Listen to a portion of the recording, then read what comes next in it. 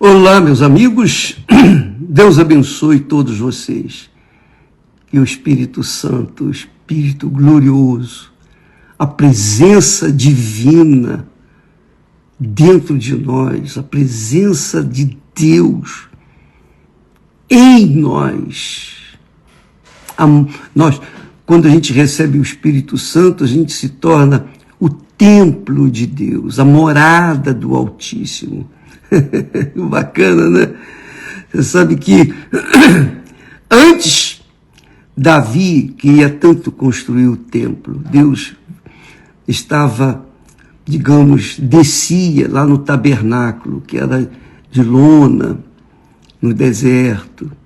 Depois veio Davi e disse, não é justo que eu viva bem aqui numa casa, num palácio, e o meu Senhor esteja lá numa cabana. Não, vamos construir. Só que ele tinha as mãos sujas de sangue.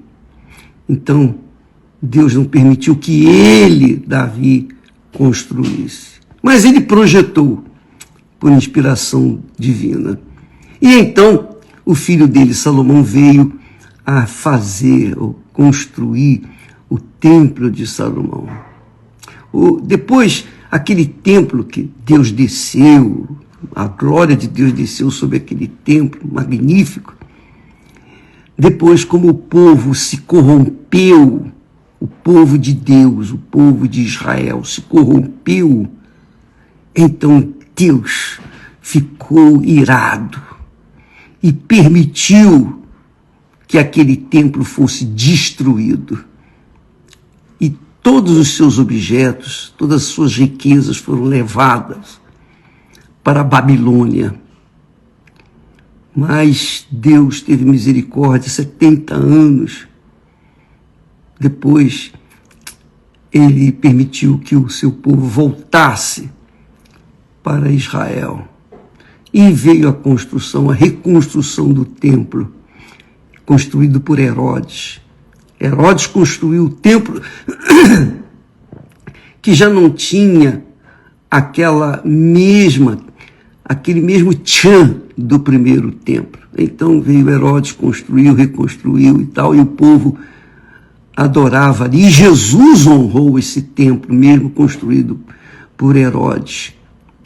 Lembra que os discípulos falaram para ele, Senhor, veja que pedras, olha só que maravilha de construção. E Jesus disse, não ficará pedra sobre pedra, tudo vai ser destruído. Por quê?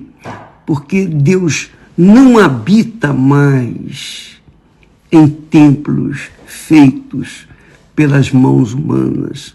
Agora, ele só habita em templos feitos por ele mesmo, gerados por ele mesmo. Quando a pessoa nasce da água e do Espírito Santo, então ela se torna um templo do Deus vivo.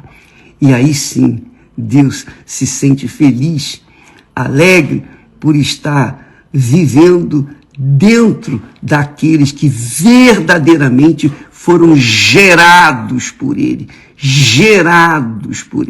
Ele os gerou pelo seu próprio Espírito. Não foi criação mais das suas mãos.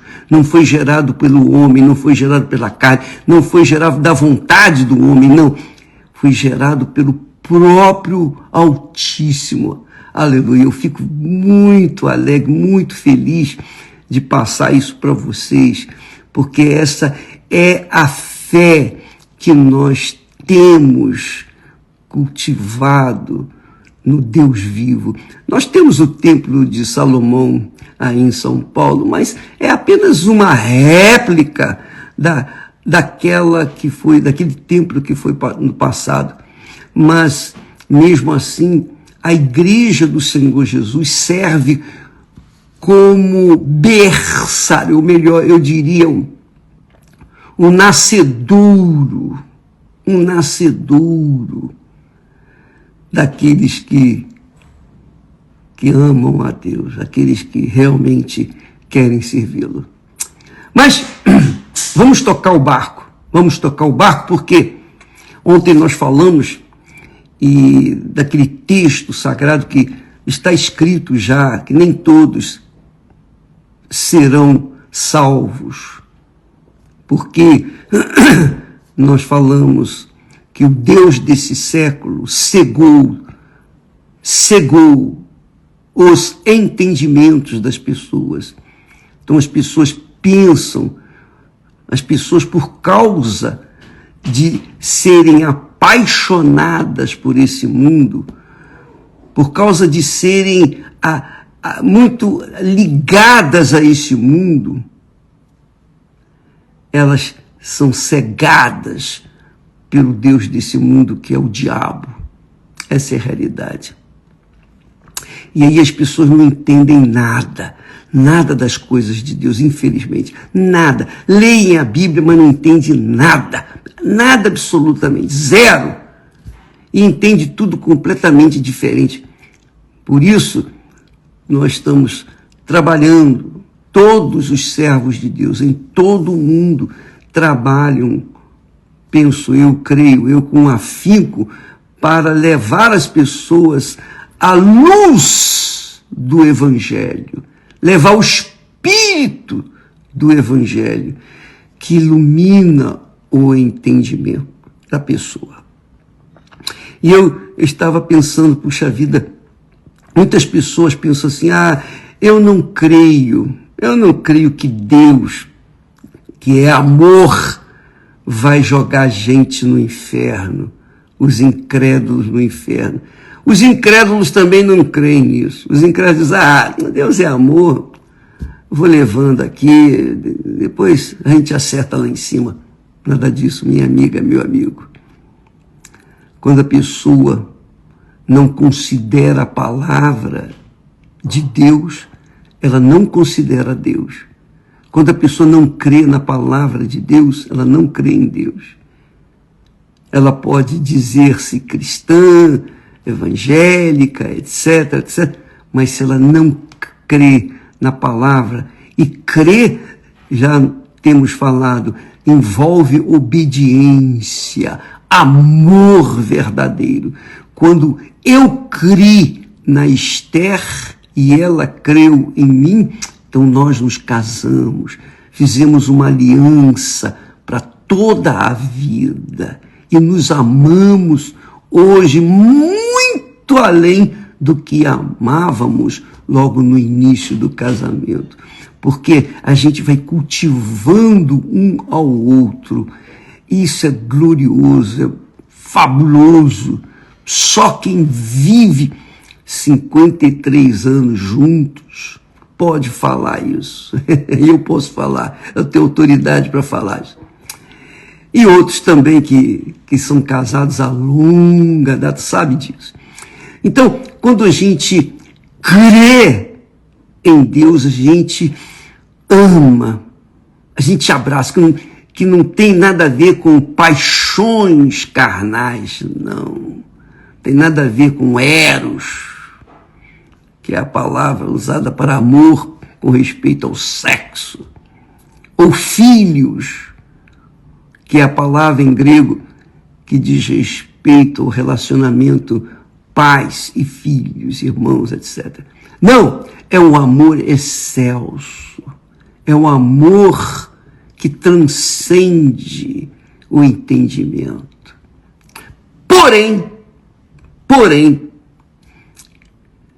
nós temos que ver que Deus é amor, é misericórdia, é compaixão. Ele está sempre pronto para perdoar, desde que haja arrependimento. Não importa o que a pessoa fez, deixou de fazer. Ela pode não merecer nada, zero. Mas se ela se arrepender, esse arrependimento é um sinal de Deus. É um sinal já de Deus que ela vai ser perdoada. Por quê? Porque é Deus quem nos dá o arrependimento. Ele nos dá, Ele nos concede o arrependimento. Ele nos convence do nosso pecado e nos dá o arrependimento. E então é só praticá-lo. executá-lo, e isso é a nossa parte. Mas o assunto que eu queria falar com vocês hoje, que me chamou muita atenção, é que muitas pessoas pensam assim: Deus é amor, no fundo ele vai salvar todo mundo, ele vai perdoar e tal. Não é mesmo. Eu vou dizer para você que Deus ama, Deus é amor, Deus ama, Deus é misericórdia, mas Deus também odeia. Você sabia disso? Deus também odeia. E eu queria que depois você lesse o Salmo 78. O Salmo 78 descreve o porquê Deus odeia. E não só no Salmo escrito pelo profeta Asaf, mas também o próprio Salomão, também dirigido pelo Espírito Santo, escreveu estes textos. Estas coisas o Senhor odeia. Provérbios, capítulo 6, a partir do versículo 16. Provérbios 6, 16. Estas 6 coisas o Senhor odeia. E a 7ª, a sua alma abomina, que é um ódio, penso eu, acima do ódio. Abomina, quer dizer, detesta. É horrível. Estas coisas o Senhor odeia. E a 7ª, a sua alma abomina.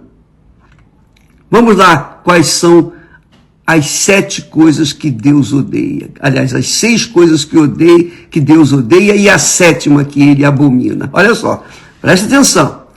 Isso aí é muito forte. Vai pegar muita gente crente pelos pés. Olha só. Primeira coisa que Deus odeia: olhos altivos. Sabe qual que são olhos altivos? Orgulhosos. Aquele olhar bem arrogante. Primeira coisa. Deus odeia arrogância. Deus odeia arrogância, orgulho. Essa é a primeira coisa. Língua mentirosa. Lembra que Jesus falou: eu sou a verdade. E a verdade conhecereis, e a verdade vos libertará. Deus é a verdade, é verdadeiro. E quando ele cobra, exige sinceridade, porque a sinceridade é a verdade. Você não tenta fingir. Sinceridade é aquela pessoa franca, que fala aquilo que ninguém falaria. É o discurso incorreto que os políticos não falam, não fazem. Então, uma mentira, Deus odeia a mentira, odeia. Eu também odeio a mentira. Quem é de Deus odeia a mentira, odeia. Sabe lá que você tomar decisões, decidir em cima de uma mentira, de uma informação mentirosa? Pois é isso aí. Você comete injustiça porque ouviu uma palavra mentirosa e você achava que era verdadeira. Você confiou na pessoa, mas a mentirosa tentou fazer exatamente isso, enganar e obrigar a gente a tomar uma decisão injusta. Então, olhos altivos, que é orgulho, língua mentirosa. Segunda coisa, mãos que derramam sangue inocente. Mãos que derramam sangue inocente.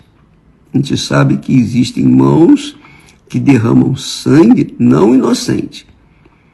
Com pena de morte, por exemplo, a pessoa é obrigada, o executor da pena de morte é obrigado a fazer aquilo. Mas Deus está falando aqui de mãos que derramam sangue inocente, pessoas que matam pessoas inocentes. Terceira coisa. Quarta coisa, o coração que maquina pensamentos perversos. Isso é iniquidade.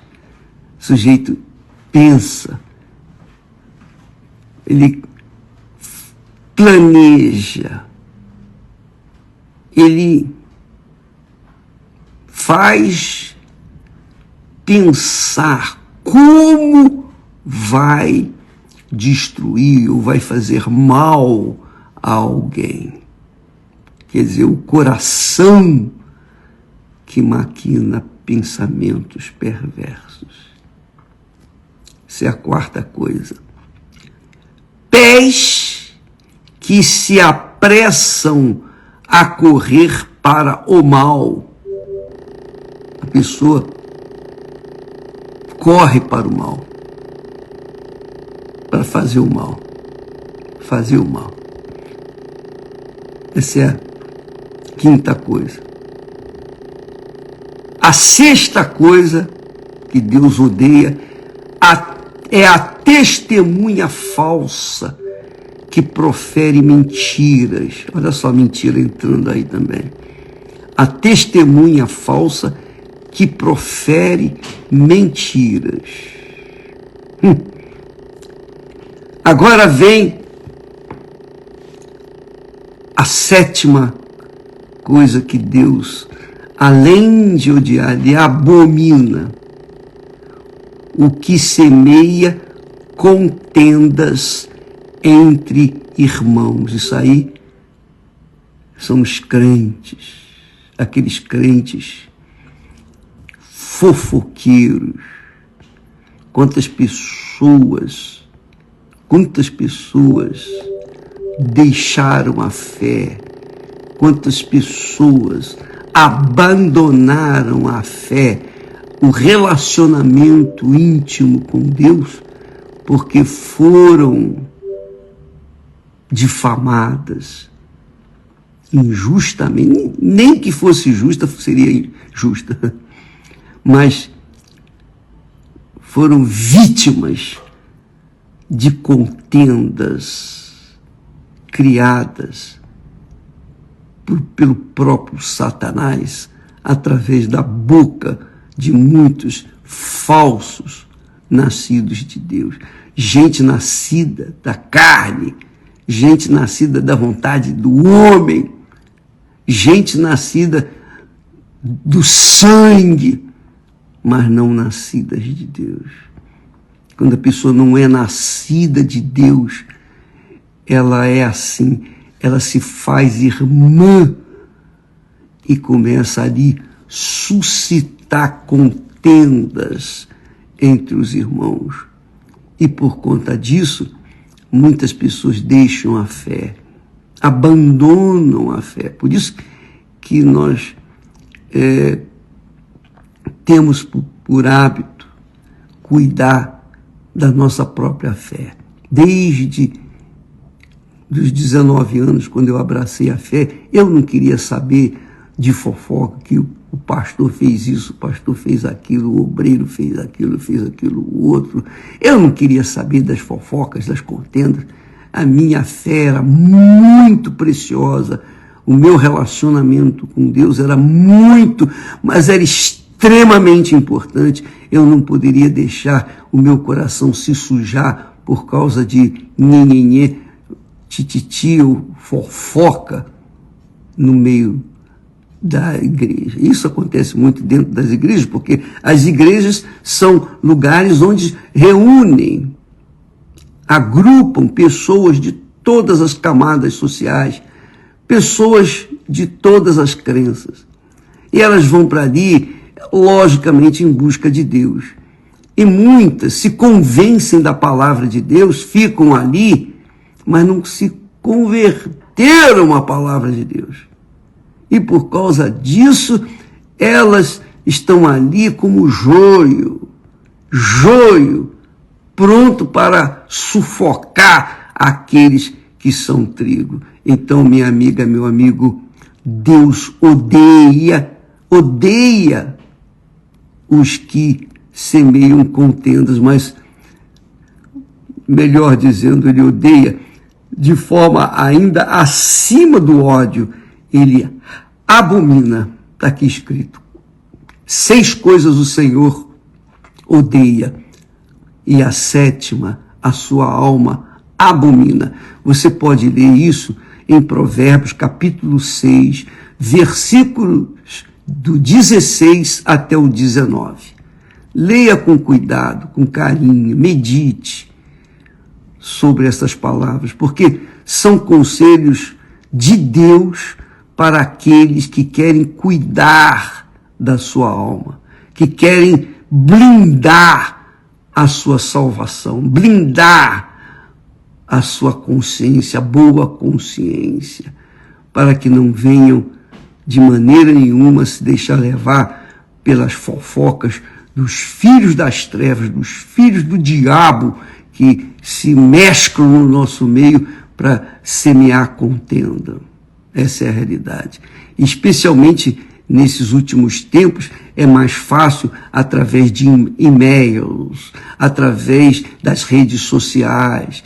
Quantos não têm sido aqueles maus, perversos, abominantes, que mandam matérias para mim para condenar o pastor Beltrano, Cicrano, etc, etc, etc. Então, eu diria que essas pessoas são bandidas. Elas querem semear contendas, porque elas têm interesse nisso. Mas, graças a Deus, que o Senhor é misericordioso e nos tem dado discernimento para detectar os irmãos, não irmãos, irmãos, mas irmãos mesmo, gente ruim, gente perversa, pior do que os incrédulos. Essa é a realidade. Bem, fica aí a palavra de alerta para você que está me assistindo nesse momento. Quem sabe nesse instante o Espírito Santo convenceu você, minha amiga, que tem sido desigrejado, você tem saudade da sua igreja, de voltar para a igreja que você pertencia, não importa se é a Igreja Universal, se é outra igreja, outra denominação, não importa, mas você saiu do fogareiro, você deixou aquele fogareiro, que é o lugar onde você tinha comunhão com o Altíssimo. Você deixou e ficou uma brasa e foi se apagando. A brasa foi se apagando porque você ficou sozinha. Você está sozinho. Então foi apagando. E hoje você tem sido um carvão que pode ser pisado e desfeito. Porque você se separou, você saiu, você com as suas próprias pernas saiu lá do braseiro, infelizmente. Mas quem sabe o Espírito Santo esteja nesse momento dizendo para você: volta, urgente, porque eis que estou à porta, e ele está à porta, e ele volta breve. Nós estamos vendo isso. Nós estamos sentindo já o perfume do nosso Senhor Jesus. Literalmente, com os fatos que têm acontecido em todo o mundo. em toda a terra e também, inclusive, dentro das igrejas. Deus abençoe a todos e até amanhã. Hoje, quarta-feira, você tem o privilégio de se juntar, assim como você usou suas pernas para sair do braseiro, você tem pernas para voltar ao braseiro. Basta você querer. É uma questão de opção, escolha. Você quer volta porque você tem condições e Deus lhe dá condições de você voltar. Você só não volta se você for orgulhosa, orgulhoso, se você pensar assim, o que vão falar de mim? Você está preocupado com a opinião alheia, não está preocupado com a opinião de Deus. Quer dizer, isso é uma ofensa a Deus. Deus abençoe a todos e até amanhã em nome de Jesus. Amém.